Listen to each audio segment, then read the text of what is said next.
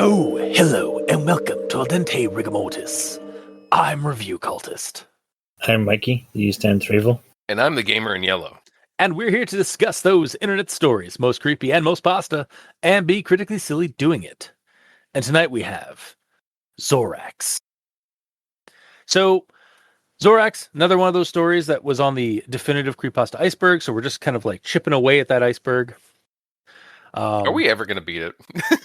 It'll be years. It'll certainly be years. Yeah, absolutely. Because we're not committing to doing it like every episode. Like we do it like here and there. So yeah it will literally be years. But yeah, every little bit counts. So XoRax is an older creepypasta. The poster is unknown. You can find it on creepypasta.wiki, so you can check it out there. But it was originally posted on the X thread of 4chan on January 29th, 2012. So, yeah, I suppose without further ado, we should give our initial recommendations. I will not be recommending it. I also will not be recommending it. I will be recommending it. Interesting. All right. Well, because fuck you guys in particular. Apparently, yeah. Mr. Contrary over here. Yeah. All right, let's find out why we gave why two of us gave non-recommendations and why one of us gave a recommendation. Starting with the rundown. So there's this virus known as XoRax, and it's sweeping through the world, causing strange growths, vomiting, spasming, a blackening of the eyes before death. Some children seem immune to it, even when they are in close proximity. So is the story of Nair, who we don't really get a name till the end, but we'll save that for a second. As they and other children are recovered from broken and destitute homes by people in hazmat suits, which read day crew, they are taken south of the big cities Nair comes from for the forests in the south, where they are tested on to see if they can find a cure. The kids are given tree homes to live in during this process, and amid the daily blood tests, they are given vaccinations which will halt puberty in them, based on a theory that their immunity stems from their youth and underdeveloped bodies. Day crew switches out nightly with night crew, weirdly enough. And Nair overhears horror stories of people on the West Coast where the virus originated, suffering from the disease and even mutating, requiring constant hydration. And then some stories of up in the mountains where people unaffected were hoping to stock up on food and safely give birth to new children, but ultimately giving birth to babies who have contracted the virus and have been altered as a result. At some point, the children in the forest begin to see hallucinations, making friends with imaginary creatures and seeing floating lights in the air. Nair wakes up one day to find the Scrubs, nickname given to the hazmat crews by the children, have up and left, leaving the children alone. As the other Ever children fall farther into their hallucinations, Nair tries to sleep, experiencing some symptoms of the disease. But when he wakes up, he sees the floating light in his home, and it speaks to him. "Hello, Link. Wake up. The great Deku Tree has summoned you." Finn. And happy, though slightly belated, 40th anniversary to The Legend of Zelda. Oh, really? When was its birthday? Literally, I think a week or two ago, as of this recording. So, hell yeah. Yeah. We actually, on One Less Die, we recently posted the start of our episodic D&D 5th edition homebrew campaign, Legend of Zelda Links in the Chain, in commemoration for the 40th anniversary. So, indeed. Plug. But yeah, so that was the story of XoRax. It was a post-apocalyptic, kind of a pandemic, post-apocalyptic sort of story that ultimately ended up being like an origin for Hyrule and the Legend of Zelda. Specifically, I think the Ocarina of Time. Absolutely. So yeah, let's continue on with everyone tolerates the Grand Inquisitions at this point. And yeah, I've got a couple. So I'm going to start with this one here. I stood as his side, frozen in place and refusing to leave as I held back sobs, his pupils dilating until his entire eye was like an inky blackness. So I think at this point it should be I stood at his side, not I stood as his side. I was propping him up. Yeah, maybe it was though. Perhaps, yeah. Probably not. No.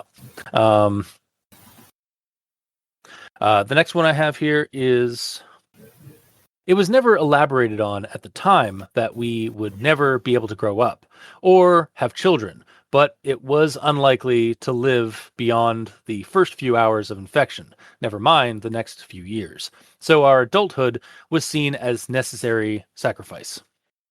So two things in this one. The first part near the start of it, but it was unlikely we would live beyond the first few hours of infection. Not, but it was unlikely to live beyond the first few hours of infection. So, I mean, they both say the same thing. yeah, it's just one's a little bit more cavemanish to me, and when I was reading it, to me, I don't know. The other one is another similar kind of thing. So at the end, it was like, so our adulthood was seen as necessary sacrifice. And I think that it should actually have so our adulthood was seen as a necessary sacrifice. Yeah. Mhm. Then the next one here. While their faces were covered with their masks, I could sense the worry that played across their faces. So, in context of the sentence, like they're seeing that the some of the children are exhibiting like hallucinations and stuff, and then it cuts to this sentence here, and I feel like it should say while they're, or hang on, where is it? I could sense the worry that played across the day crew's faces, since I believe that's who's worried and wearing masks. So, but like when I first read like the original like vanilla sentence of the story, it kind of almost felt like it could be confused that like the sentence may have been referencing the children having a sense of worry across their face. Yes and no. Like the context earlier does. The only thing it references is the kids, and then immediately goes into this. However, it does say while their faces were covered with their masks, I could sense worry. Yeah, this might be a nitpick, but it was just like something I think like for extra clarity. But yeah, I wouldn't hate that. The next one I have, I didn't want to eavesdrop to the discussion over the fire that night, which had gradually worsened each passing week. So this one, I feel like which had gradually worsened with each passing week. Not I don't know how I read over all of these. typonies, man. I mean, again, a lot of these I will like for sort of some behind the scenes thing here. I read the story like a week ago, like in preparation, like just like to kind of get out of the way. And then when I reread it for a refresher, I had to take a bunch more notes because I was like, oh, how did I miss this? But and then my final one here for Grammar Inquisition is first off, okay, this next one, a bit of a run-on sentence. I'm just going to start with that. That is not my critique, though, of it. While this was a bit of good news, they focused on how little was accomplished over such a large span of time, and how anyone with the sickness shouldn't be kept stringing along, but rather destroyed so that they couldn't contaminate anyone else. So for that one, the actual problem that I think is in the story in this sentence is and how anyone with the sickness shouldn't be kept strung along, because like being kept stringing along doesn't sound right to me. Yeah, you're right. And yeah, that sentence should be split in half. At least, yeah. Yeah, like while this was a bit of good news, they focused on how little was accomplished over such a large span of time. Period. Yeah. Then, like, how anyone with the sickness shouldn't be kept strung along, but rather how. No, they'd be starting with and then that would be part of Mikey's thing he's going to do in a bit. You can also like, however, destroy. I don't know. Yeah. There's a way to do it for sure. I'm just not putting the time in right now. Yeah, fair. All right, and that is the end of my grammar inquisition. So, Mikey, the E stands for evil. What do you got? I have an it story. All right, and now an it story with Mikey. The E stands for evil. Take it away. It is quite interesting and worth the lengthy read. It was never elaborated on at the time that we would never be able to grow up or have children, but it was unlikely to live beyond the first few hours of infection, never mind the next few years. So our adulthood was seen as necessary sacrifice. It had been nearly a month of testing when something went wrong. A few short hours after our latest vaccination, several children began complaining of distorted vision. Finn. Oh no! Wow, that is like story just suddenly just became a pandemic like story, like a creepypasta about a disease, and no it is, but no like surprise like Zelda twist. Yeah. Also, I gotta fight you a little bit on the first thing the first it sentence, which is technically not a part of the actual story. It is just a disclaimer at the top of the article on creepypasta.wiki. So yes. But everything else is technically an incorrect sentence, so fuck you. It's a bit at this point. Yeah. Because you see, Mikey grabs all the sentences, throw it a story that start with words that they probably shouldn't, like its, ands, or buts, strings them together into a sentence with sometimes hilarious results. Basically to highlight that there's usually better words to use. Yeah, indeed. But Gamer, do you have a grammar in yellow? No. I typo news over all that. Hey, you know what? Sometimes living in bliss is good. Yeah. If the Call of Cthulhu has taught us anything, it's that we as humans live in a state of ignorance about the terrors of the cosmos, and that's fine. Mm-hmm. But, all right, then I suppose we'll move on to actual thoughts. So I'm going to start with this one here. I had not considered that I could have caught the disease myself if it were in fact contagious. I just thought myself lucky, though tragically lucky at that. So at this like early stage of the story, like reading this, like, well, you could be a carrier, someone who is immune to the disease, but can spread it to others, which kind of makes this even more tragic if that is the case. Yeah. Because it means like they're probably the vector that got their whole family killed. Probably. Yeah, like the whatever this disease was, like it was like unfortunately dropped on a school. Then the kids all went home, and then that's what happened. Oh no. It was so like because later on in the story we find out like the disease like originated from like the Western Ocean. It's like it was a school that went out to like a beach like road like a field trip to the beach.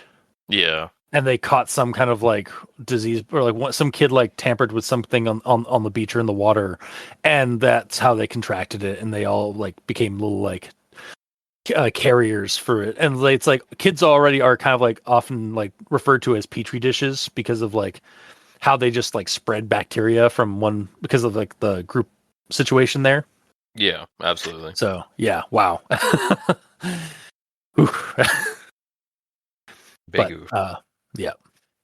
But I'll move on to the next thing here. As they administered more tests and asked more questions, however, we were told that the immunity was tied with a hormone cell that the disease was using to compromise the immune system. And since we were all too young to have properly developed it, the disease was unable to make us fall ill. So I find two things odd here in this, like kind of in this little bit here. The fact that the kids were brought out to a forest clearing where there's no mention of tents or facilities or administrative like structures or anything like that to administer these tests, like at this point in the story, I'm like, is the day crew just like roughing it on account of how desperate the situation is? Like I would have expected that, and like later we do get like the kids were given like they built tree houses for the kids and stuff like that. But it's like I feel like there should have been a little bit more description of like the layout of like there should have been like a little bit more of like a FEMA sort of situation, like a relief station sort of thing with tents and such. But that's what I kind of figured was there. See, if you read between the lines. Don't you reverse Uno me? How's it feel? I hate it. But also back to this sentence here that I mentioned, where like they're referring to the like how this disease works and stuff to the kids, like they're relaying how it works.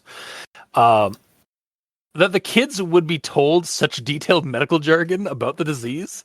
Like sure, some of them might be in their tweens and such, but it just seemed kind of odd to me the way it's exposited to the children. Like I get like the story needs to give us that information, or like wants to give us that information just to like make it seem logical, but like they're all kids, like they're not gonna like know what what hormone cells are and stuff like that. But did it say that they specifically told them? Yeah, we were told that the immunity was tied with a hormone cell that the disease was using to compromise the immune system. Well, but I mean, if they're tweens in Canada, you would already have some form of sex ed. Fair, but I mean, also, and yeah, like I am willing to give it a little bit of a caveat. Like some of these kids are probably a little bit older, but also this isn't Canada, obviously, unless Canada is Hyrule. You don't know that it is. My God. Wait. But yeah, so yeah, again, like I'm not willing to die on this hill. Like it just seemed kind of weird that like this science team would like be giving out this like jargon. Like I would have like maybe thought they might like try to like dumb it down a little bit to make the kids understand what's going on. But yeah, the way it's written, it would be better if it wasn't in a first person perspective, because then you can give all the information, or have it specifically like he heard that, because he eavesdrops repeatedly. Oh yeah, so, like, yes. Could have heard that through eavesdropping, not specifically they told us this. Yeah, exactly. Like it could have had like they told us like the simpler version, like they could say that, but then like he overheard like in one of his many eavesdroppings, like the team like talking more science jargony. So yeah. And then my next thing here is actually a segment. It's like, behold my stuff. I mean, and by stuff I mean my reaction through the story as I began to realize the Zelda connections. So I'm gonna start with this quote here. They built a secluded village in the woods, providing us each with a makeshift house carved into the tree trunks around the area. I was led to a simple tree house that had a single bed on the far end and a table in the middle. And my reaction here was, what? And then a little later, we got this. While the needles were prepared for us, we were told that we would have to receive a vaccination that would prevent us from going through puberty to preserve the hormone that might lead to a cure. It was never elaborated on at the time that we would never be able to grow up or have children, but it was unlikely to live beyond the first few hours of infection, never mind the next few years into adulthood, blah, blah, blah. Wait, is this a dark theory pasta for the Kokiri children in Ocarina of Time? Is that really how early you That's literally how early I caught on to it. Spoilers, I caught on at the twist. Oh my God. Okay, well, continuing on with my revelations as I continued on. Like what okay, sorry. Mikey, you want to say something? Yeah, well, spoilers, I caught on at the beginning because it says Zelda. right at the Okay, top. look. And then Oh fuck! Yeah, right. Yeah. It is under the categories of Zelda and historical archive because it's been like saved on the Creepypasta wiki for like posterity. But yeah, That's hard spoilers. I mean, like they have to have that there for like to know what category it goes in. So chances are, if you're reading XoRax, most of the time, like I honestly like out of game. This isn't out of game, but like as a reader, like you're probably finding XoRax because of Zelda. So, but at the original, but like maybe at the time, the only way I could see like this like being like a surprise for you is that if you're reading this on the X thread, because X thread is generally reserved for like all manner of like paranormal stuff. Or, like, so it'd be like, here's a new story that you can read that just showed up. You know?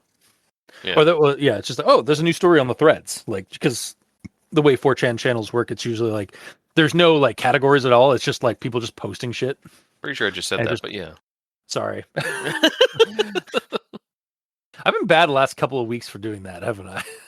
Well, I mean, I'd have to expect you to listen to me, so I should stop doing that. Ouch. I'll try better. I'll try to do better. It's okay. I kid. But yeah, so yeah, okay, Mikey. Yeah. So you read that. But yeah, so yeah, I knew it was gonna be I didn't know it was gonna be Zelda related necessarily until I started like reading through it, and then yeah, at the reference to the Kokiri like village basically being built, and like the kids being like vaccinated into like eternal youthdom, I was like, wait, and a southern forest away from the northern cities. Wait. But then we continue on. Yeah, I did. Yeah, the southern forest. Nice. Like we traveled south. But yeah, continuing my descent into wait, what? So we got this next quote here. I discovered that our encampment was only one of many in the surrounding area, and that they deduced that XoRax originally came from the sea to the west. They passed around horror stories of the people that lived there, or that lived by the shore, that were hit the worst, that they had gone completely pale, and that they began to sprout growths off of their elbows, hips, and toes. Oh fuck! They had to be constantly hydrated, or else their skin would be into flake and peel. God. Their pupils had dilated, and their entire eye, which grammar inquisition aside, I think it should be, and both their eyes had colored black. At this bit, I thought back to my father sitting on the couch and writhing in pain, and I was like, again, my reaction here was, wait, is this the Zora? Is this a theory pasta about how the land of Hyrule is in fact a future past post-apocalyptic fantasy Earth? I have a question. You Yeah. said that you read this like at least twice. Yeah. How many of these notes are from the second reading where you're already aware of the Zelda? These ones are not. These are from my first read. Sus. Okay. All I can do is speak my truth, buddy. Yeah. But yeah, so that's when I realized that. And then, though, I will say this part, the next comment I have here is actually on my second read, because I noticed something. So not to nitpick, but what's sea to the west? If this is supposed to be Hyrule, likely from Ocarina of Time, there is no ocean in the west, or in any kind of western direction. Although, because that's where the desert is on the map. There's a lake that's western. There's Lake Hylia, in the southwest, but also technically, like in the greater lore of the Zelda timeline, the deserts of Hyrule were actually originally an ocean, like eons ago. There you go. But if they're trying to say like these victims became Zora, the ocean should have been in the east, near like where Zora's domain ended up sitting. Because there is like I think like the oceans are actually on the east in most maps of Hyrule, that like expand the Ocarina of Time like map and such. But that's just me like nerding out in my Zora thing on my second read through of the story. Mm-hmm. But then the next thing here, so again, first time reading and reacting. This successive procedure became a part of our daily regimen, and it's how we started calling them the scrubs. rather than their official name, their official titles. We were disillusioned, and it was obvious that they were as well. Oh, like the Deku scrubs, because the gas masks would make them look like they have like extended snoots and such. And then that was my first my first reading reaction. Second reading reaction, also Day Crew was their name, was the brand on their hazmat suits. Yeah. Says that fast. Day Crew, Deku. Fuck you, motherfucker! Yeah.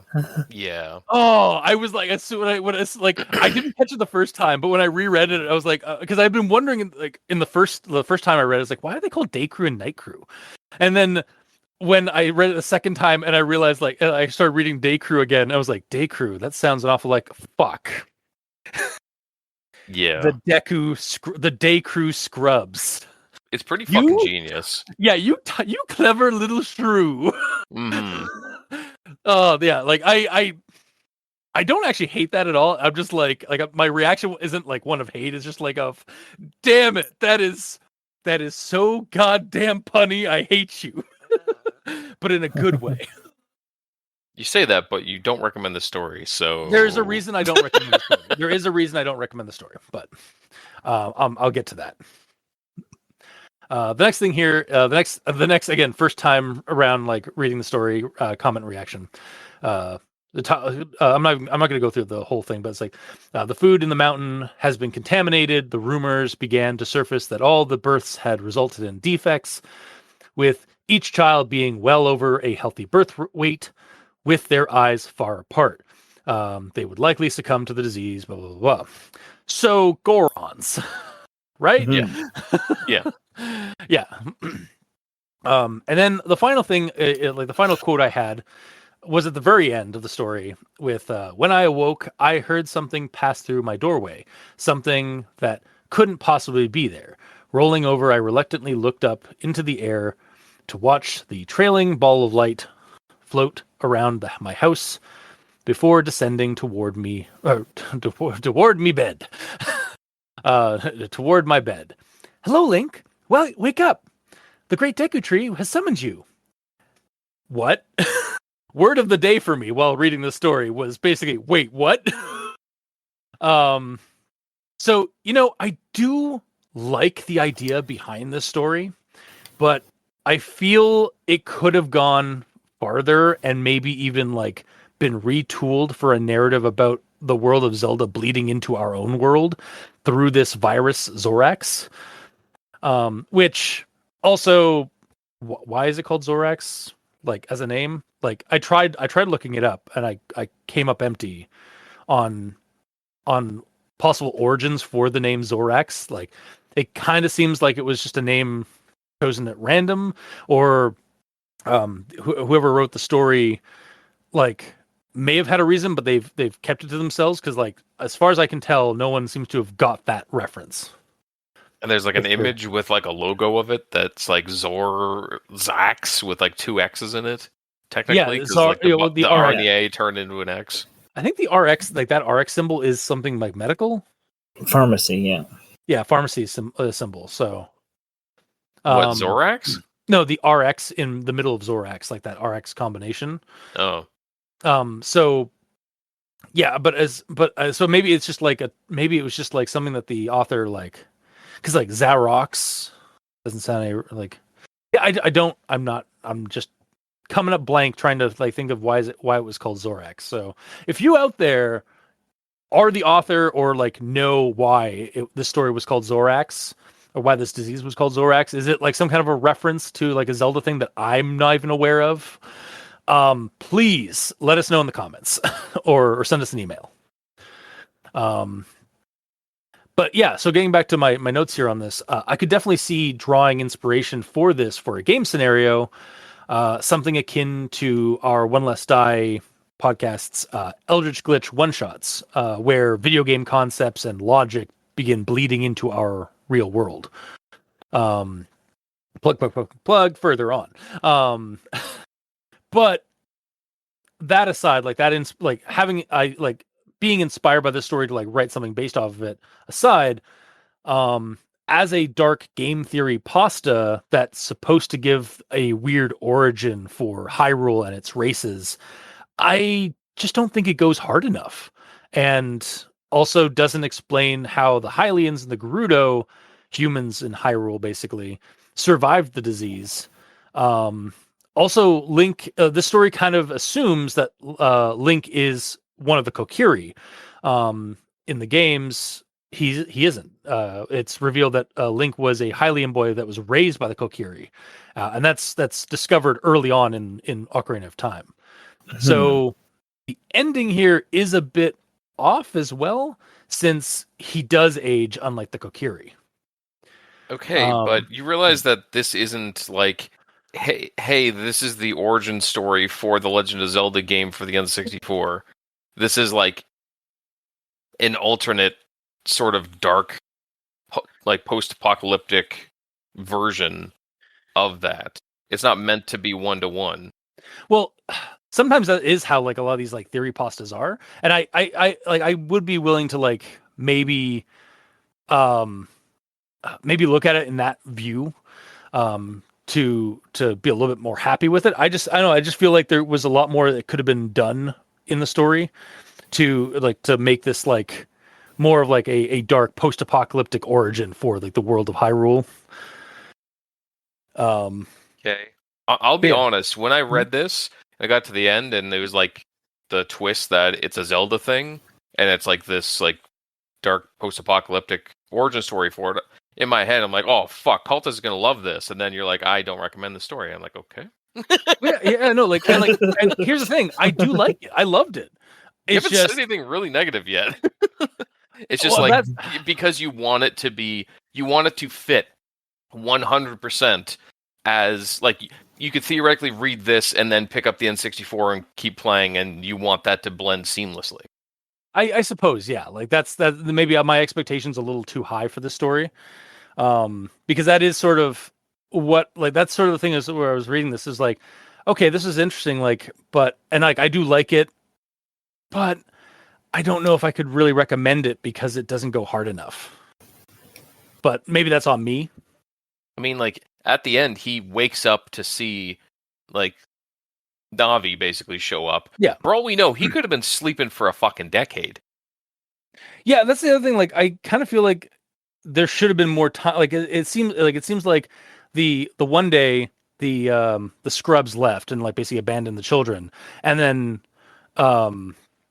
Link, basically Nair Link, goes to sleep as the other children are basically just like kind of falling into their delusion, and then the next day he wakes up is when he starts seeing Navi, or basically sees the light floating above him, and it talks about like the Great Deku Tree. So it almost seems like this story ends right when the Ocarina of Time starts, is kind of what it felt like. Mm-hmm. Yeah. Whereas I feel like there should have been a lot more time passed between like the Deku Scrubs abandoning the children in the forest, to give more time for like the world to basically become like the outside world around them to become more of like Hyrule. But you don't know for a fact that there wasn't. Because yes, That's true, he went to sleep and then woke up, quote unquote, the next day that he woke up. But that could have been 5-10 years in the future when like and some of the Deku Scrubs, Deku Scrubs, they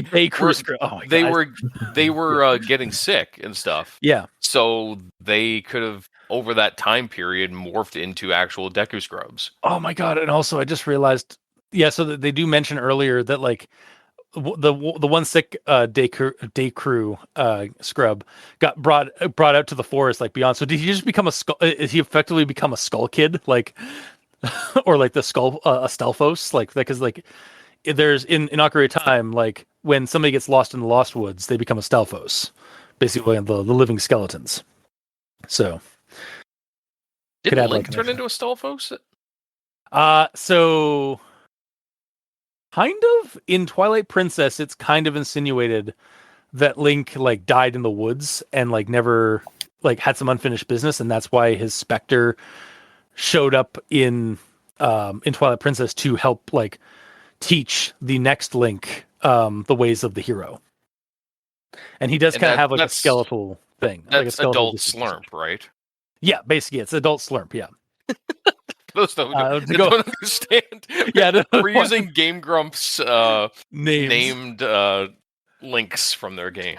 Yeah, to we're using the reference name. each one. Yeah, we're using the link naming conventions as done by the Game Grumps because they are awesome. Yes. But Slurp. Slurp.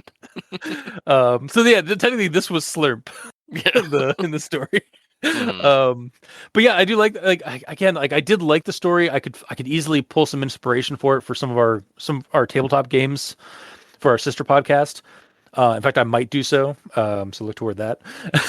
But as a story, as a creepypasta, I don't know. Like I was almost like when I first like read the story and like got my notes down, I was going to partially recommend it, and then the next on my second read through and like jotting down some extra notes, I started like things like, would I really recommend this? I don't know. So I don't know. I could be swayed, but I think at best I could give it a partial recommendation because like I feel like there could be more added to it. Like I will be the Disney Princess Zelda. I must have more.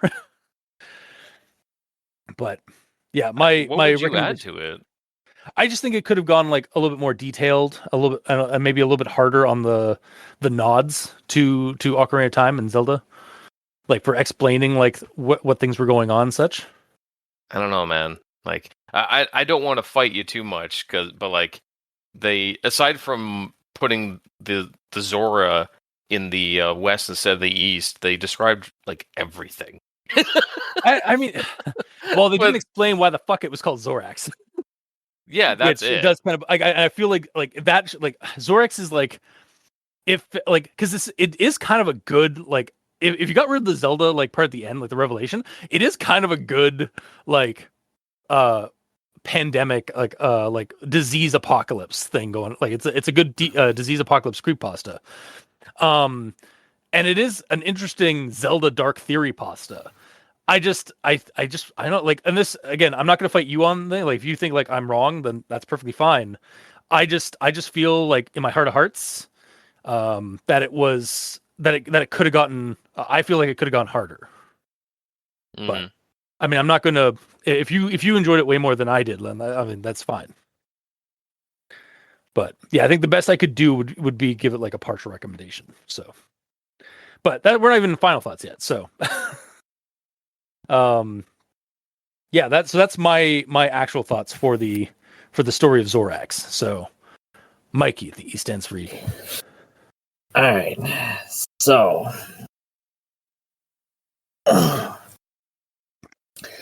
my first note here. This is before I actually got to read it because it's at the beginning. This pasta was posted on X on January 29th, 2012. It is quite interesting and worth the lengthy read. I was like, oh no, this is going to be a long one. Better get the popcorn out. Spoilers, it's actually not long, to be honest. I think like by like early creepypastas, this is probably a lengthier one. But like by more modern creepypastas, this is like a micropasta. Is early creepypastas really 2012? Yeah, I think like early creepypasta as a term and like as like a genre of like internet fiction, I think only like existed between like 2007 to like the early stuff is like 2007 to like 2012. Oh, okay. Like 2012 was like the late stage early creepypasta genre, where it was getting posted on like forums and chat blogs and stuff like that. So yeah, and like compared to other stories being posted at that time on X, this is a novel. Yeah. Well, again, because like Backrooms, like that was posted on a 4chan thread. It's literally just a paragraph. That's the creepypasta, and like that's associated with a photo. So like that's kind of what early creepypastas were just like a couple of paragraphs max, I think, because of just like the limit, I think, of the text box. Mm-hmm. Yeah. Okay. But yeah, so your first start is like, oh no, this is gonna be a really long one, and then just like, oh, not at all. Mm-hmm. All right, and then the main issue I had was figuring out what was going on near the beginning. So when we get to the line, they ordered me out into the main hall where I managed to catch sight of 14 other children around my age being told directions and filed into a lineup. So before this point, I was assuming that Nair was in a house. When that line showed up, I was like, well, why is there 14 other children in his house? And I was like, no. It was an apartment. Yeah. Well, but first I went, is it a hospital? And I was like, no, it can't be a hospital because he has his own locked door. At this point where it says, I remember a persistent banging next, a series of muffled inquiries from the opposite side of my locked door. And if he's in a hospital, they don't typically lock the doors, at least unless you're locking the patients in. Yeah. But so, they were also like, he had to unlock the doors from the inside. So yeah. So it wasn't until like well after I'd read this story that I clicked in like, oh, it's an apartment building. Not necessarily. It could be just they have a house, and like the day crew are going around to each house pulling survivors out of the house. That's the way I saw it. That or an apartment. Either way works. Yeah, I definitely saw an apartment first, but maybe they're like what we're not seeing or what wasn't brought up early on was that there were multiple families in the same house kind of thing. There have to be. Yeah. Well, that or it's an apartment complex, and then like I said, it's the day crew going around town finding survivors and taking them all out. Well, yeah, but they ordered them into the main hall. Yeah. So the main hall would be for an apartment building. Yeah. Oh yeah, fair enough. Okay. So yes. So that was more annoying for me trying to, figure out how this is happening in my mind. Because first it was assumed it was a home, then I tried rereading assuming it was a hospital. That didn't work, and then eventually it clicked. It was an apartment building. Fair. So it just needs some more description to elaborate on where Nair is when this is going on. All right. For me anyway.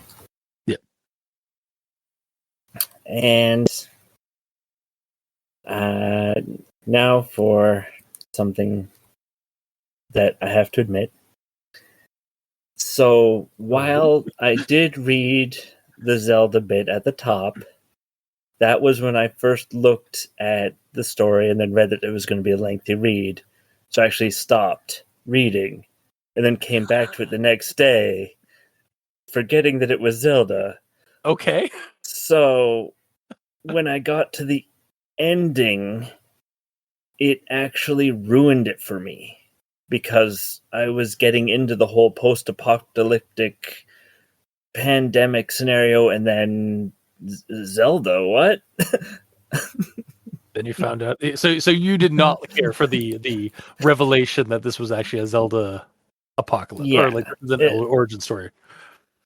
Yeah. I mean, that's fair. Sorry. If anything, for me, it cheapened it. Because it's one of those things where, like, it was a weird disease that was mutating people and stuff, and it's like, oh, this is pretty creepy. And then, it's just set in the Zelda universe. And it just lost all its creepiness to me. I'm sure you can find countless stories about some pandemic that happened that mutated people, and it keeps it in the real world. Like, the thing that makes this story unique is the fact that it's not. That it has that twist ending to, like, give you a dark, like, alternate universe origin story to The Legend of Zelda Ocarina of Time. Yeah. That's the whole point of this.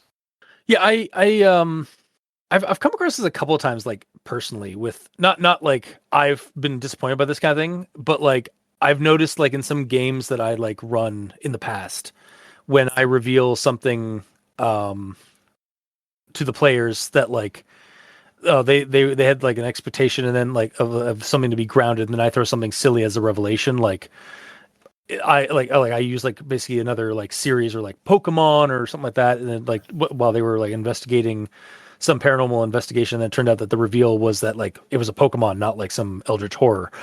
um I have noticed that like some people do get like kind of disappointed by that, so kind of see where you're coming from, Mikey. But yeah, I mean, like I'm kind of leaning more on gamer's side here, in that like, because that's not how I took the ending.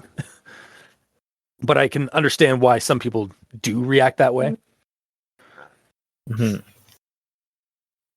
And that's in max thoughts. Okay. Gamer. Yeah, I don't really have much left because I chimed in on as much as I could. There's one where it says, we were told that we would have to receive a vaccination that would prevent us from getting through puberty, blah, blah, blah, preserve hormone. You mentioned that line before. So as soon as I read that, I'm like, did they just have this vaccine on standby, like with them at the time? Because it seemed like they like got it the next day. Yeah. It's hormone blockers, so such a things exist already. So. Oh, okay. I didn't research it. I didn't know if that was a thing. Yeah. Also, yeah, this might have been like a planned thing. It's like, all right, it seems like we've noticed that some children in the city are not like exhibiting the symptoms. Let's round them all up. We'll take them to a quarantine zone, and we'll administer this stuff and do some tests, and maybe we can find out a cure, like a proper cure. I don't know. It seemed, yeah. It sort of seemed like they were shocked that the kids were immune to it, and yet they had it ready to go the next morning. That's what kind of made me question that. Yeah. I mean, the time might be. I'm trying to find where that is in the story, because it might have been like, it's just that the time frame isn't like it's too vague. So like you think it's like the next day, but it's like been a little while. Where was that? Oh yeah. They said the day crew initially told us that they were perplexed about about our immunity to the sickness. Mm-hmm.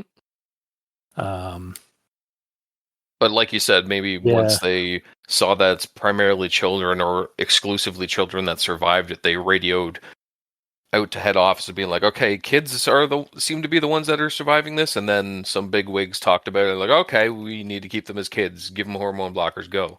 Yeah, I will say it does look like it does seem some time did pass. It wasn't just like the next day, like while they were in the woods, because time definitely passed for them to build a secluded village in the woods to provide them with makeshift homes. Yeah, true. And then they started doing like daily blood work. Yep. That's fair. So. Yep. Yeah. Pretty much the only other one is just the twist ending and how much I enjoyed it, but it feels silly for me to gush over it when you guys have been kicking the shit out of it. I don't hate it. I told you I didn't hate the ending. You're allowed to like things, gamer. I'm not, no. Yes, you are. Stop beating yourself up. God damn. What I do. But no, seriously, like when I read, it's like Link wake up, and then like I had like the mind blown gif of like the galaxy above my head happen, because like I started thinking about all the previous shit that just happened and all the connections. To be honest, the Zora one I didn't really fully connect when I first read it, because I'm like, what the fuck? Why are they mutating so weirdly? All the mutations, honestly, I didn't get the first time, because the first time that it clicked that it was Zelda is when Navi said, Link, wake up. Oof. Yeah. Which is honestly, I think, the best way to read this story, because like you go, at least the way that my brain works, as little as it does, because you read through the story thinking it's one thing, and for me, like I was getting really immersed in the story and like reading about what's happening and like worrying about the kids and stuff, and then like when the twist happens, you see all the previous connections that they actually made, and it wasn't just a random story that they threw out and be like, oh yeah, it's Zelda, by the way. Like, you see all the connections and like the work that they put in. Like, Yeah, honestly, like that is like one of the best case scenarios for like this kind of ending is like to suddenly like recall like have the dots suddenly all connect at the very end. Yeah. Like, wait, they're up in the mountains like collecting food. It's like Gorons. People by the ocean were getting infected and like they need to be constantly hydrated and they're mutating like fins on the or growths or like fins on their elbows and knees and so the Zora. And like the children are like are going to become like ever children like in the forest and they have tree houses. Kokiri. Yeah, it's pretty great. Yeah. Yeah, no, again, like I'm glad I'm really happy that you did like that was your revelation. Like what a revelation. Yeah, it really was. Like I read that, I'm like, yeah. and as I'm like going over all the previous shit, I was like getting chills, being like, oh yeah, that works too. Oh fuck. Yeah, I think again Deku like Scrubs. Oh my god, yeah, again, second read through, day crew. Yeah. Ah. Yeah. The only thing I think that they could have done a little bit more is like have that like the children that were being born up in the mountain, like on top of having like a healthy weight and their eyes are being like are farther apart, maybe have like their back, like the skin on their back was hardening or something. Yeah. To kind of show like again like they kind of give that rocky exterior. Mm-hmm. But yeah, so yeah, all the connections were great. I like that they somehow managed to give a realistic reason why these people would be called Deku Scrubs. Yeah, like the day crew because they're the dudes that were there during the day, and they're scrubs because they had to like scrub the people down. Or the kids down. Yeah. It's just really well done. Mm-hmm. But that's basically all I got for notes. Okay. I also, yeah, again, I liked like the kids like making friends with imaginary like creatures and stuff. And like, I was like, oh, that can work both. Like, if this was actually like a more grounded, like like non-Zelda like pandemic thing, is like, oh, that's fucked up. Just these like little woodland creatures they're making friends with that don't actually exist because they're hallucinating. But also, it makes so much sense for like the fairy folk and like even like taking the Zelda's like whole like fairy shtick in the woods and like applying like fairy folklore, like they're coming to the children. What did Saria say to Link after he woke up? Wasn't she like wake up sleepyhead or something like that? I don't remember. Wasn't she giving him a hard time for sleeping? I don't remember. Oot. So I'm like, Saria's first words in Oot. Yahoo! Hi, Link. Wow, a fairy. Finally, a fairy came to Link. Oh, okay. Immediately follows this by saying, wow, that's great news. I'm so happy for you. Now you're a true Kokiri, Link. Is that right? The great Deku Tree has summoned you? Okay, you don't need to go through the entire dialogue of the whole game. Yeah. It keeps going on. Yeah. 3 hours later. Yeah. But yeah, I think there was like a sleepyhead mention like I think Navi like also like when she tries to wake you up, I think there's like a comment. Yeah, because he just like rolls over and she gets pissed at him. Yeah, that's probably what I was thinking. Mm. I was bringing that up in regards to like if he potentially was sleeping for years at a time. Yeah, I do like that. The world around him was mutating. Yeah, I do like that idea as like why like Link was in stasis. So basically, except for some reason he also again stayed youthful because he didn't. But he basically like they got the hormone blockers. Yeah, he got the home. Well, because again, like the story is basically that like Link is like is the same as the children, like the Kokiri children. Mm-hmm. But yeah, I do like that idea of like him just going to sleep and just like the like has like this like eternal sleep until like enough years pass that he finally wakes up from it. Mm-hmm. And then like all this time has passed and it's like, oh my god, the sleeping one's still finally woken up. Yeah. But yeah, that's all you got though? Yeah, pretty much. All right. Well then, on to final thoughts. So I'll alter mine a little bit. You swayed me a bit, there, gamer. You've thrown me over the fence, and I didn't quite land on the opposite side. I kind of just like you're slumped over the top of the fence. Basically, yeah. I picked you from the non-recommended side of the fence, kicking and screaming, and tossed you on top of the fence. Yeah. Unfortunately, it's I was barbed already. wire, and it's like Oh pinned you no! there. Oh god! I mean, But I was already at least you're on leaning. the fence. Yeah, I was already leaning on the fence when Yeah. you came along. So, Mhm. but yeah, I'll partially recommend it. Because I didn't hate it. In fact, I was intrigued by the revelation and the concept of the entire story, and I might, in fact, draw inspiration for a tabletop game scenario sometime in the future. But yeah, for me, like the origin, I did like the origin theory of this being like how the land of Hyrule and the fantastical races of Ocarina of Time came to be. I feel like I wanted it to be more. I wanted to go harder and deeper into that sounded wrong. Phrasing. I wanted there to be more like details and like more like nods, I guess, is really what it boiled down to. And Sounds yeah, like the so title is what killed it most for you. yeah, it's just it like again, I did, and it's weird because like yeah, maybe it is the title XoRax because again, like it doesn't seem to have any reference point as far as I can tell. To it was just it could literally just be the name of a disease that is killing like a bunch of people, and like this if the story didn't have Zelda in it, it would just be a again like Mikey brought up a pandemic story. But Unless it's a mention to the Zora, but that's with an X instead yeah. of a Z, and Oh, because of all the water flows underneath the king. son of a bitch! Is it like maybe that's why? Because they were the first ones infected, and they were on the shoreline, and they started like they were the ones that were getting like mutated the most into the Zora. Oh my! Is that why? It's a Zora thing posted on X, Zora X.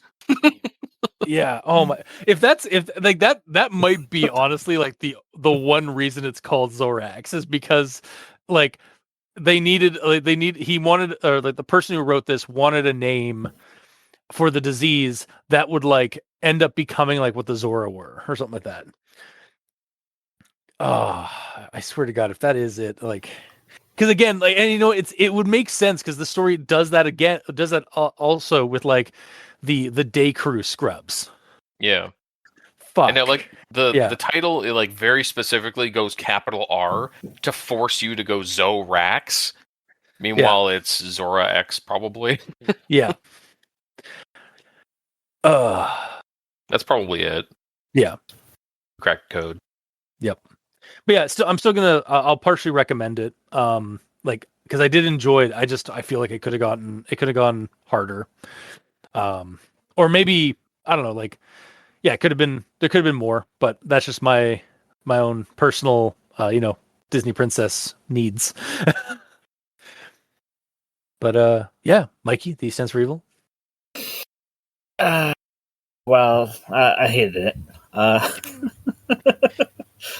No, the main issue I had was the figuring out what was happening or where these things were happening at the beginning, so that I had an accurate visual of what I was seeing while reading. That, as we know, usually takes me out of the story, which this did. And then just as I was getting into the whole, it's a pandemic and things are going awry, and then Zelda, like, it just pulled me out of the story at the end with the twist, because the twist twisted a bit too far and it snapped. So I'm still not recommending this. I mean, fair. Gamer. Well, for me, I enjoyed the read. The read was completely fine to me, especially because I typo-neezed over all the grammatical issues. But yeah, reading through it, I felt it kept the reader in like a state of worry and concern, like trying to figure out what's going on. And like there wasn't really much in the way of derp blandishness as well, which is nice. When I got to the twist, I really enjoyed the twist. I loved it. 10 out of 10, no notes. I mean, of course, it's not Derpland; it's Derp Rule. Yeah, this is where the derps rule. Oh no! Well, because in Hyrule, in Zelda, like there's Hyrule, there's Low Rule, which is the alternate universe. I hate Hyrule. that. There's Hytopia in like the Four Swords adventure stuff. Is there Lowtopia as well? Probably. Midtopia. Yeah. Yeah. But yeah, that's so recommendation because you liked it. Yeah, I didn't really have a problem with it. It was, as far as I read, one of like my favorite stories I've read in general. Glowing recommendation. Yeah. Like the golden glowing Triforce. See, I was also surprised like this didn't try to incorporate like the Triforce in some way, like maybe like the logo of the like I don't know, the organization of Day Crew and Night Crew was like Trifema or something. I don't know. But I don't know. I think it's good. Yeah, all right, fair enough. But yeah, I guess that'll do it. So a non-recommendation, a partial recommendation, and a glowing recommendation. Do with that as you will, audience. Whose side are you on? Yeah. So basically, it'll be a shit show whether you'll enjoy this or not. Yeah, exactly. It has again. I think that again that does kind of highlight like what I was saying earlier about like there are some people that don't like these kinds of twists where it's revealed that it's something kind of not absurd. I don't want to use the word absurd because it's not like that's sort of like negative, but like like suddenly like you like this it's this grounded realistic thing, and then it turns out to be this like grounded and realistic origin for like a game or for like a game franchise. Would outrageous be what you're looking for? Maybe outrageous, yeah. Like I was almost want to say silly, kind of, because it is kind of silly, like at the heart of it. But I don't mean that in a bad way necessarily. But like it is going to be contrasting, maybe. I don't know. Polarizing was the word I was looking for. Basically, there are some people that are going to dig it, and there are people that are not going to dig that twist. Mm-hmm. So yeah, I think we've seen that here in this discussion. So, but that's it for tonight. So if you like what you heard, or if you didn't, leave us a comment in the comment section below, wherever this gets posted. Some of us are on Blue Sky. Mikey is at the E Stands for Evil. And I'm at Review Cultist. You can also send us emails at aldenterigamortis@gmail.com. That's ALDENTERIGAMORTIS@gmail.com, where you can also leave us suggestions for other creepypastas, SCPs, spooky things. You creep it, we'll peep it. Yeah! And if you'd like to help support our show financially, you can go to Patreon. We have special episodes, early access, and extra content. To all our patrons helping support the show, thank you immensely. You're helping keep those hosting bills at bay. And as always, we very much appreciate that. And to our listeners and the authors of these stories, thank you immensely. Because without your listenership, it'd be like screaming into the void. And without your authorship, writing and posting these stories online, we really wouldn't have much of a show because we'd have nothing to talk about. So thank you. Now's a good time to bring up, we are a part of a podcast network, Crit in the Night, an actual play and creepypasta podcast network. We're there alongside our sister podcast, mentioned earlier, One Less Die, and our cousin podcast, The Role Playing Exchange, for things that go crit in the night. Until next time, I have been your host, Review Cultist. I'm Mikey, the E Stands for Evil. And I'm the gamer in yellow. And this has been Al Dente Rigamortis. Sleep well.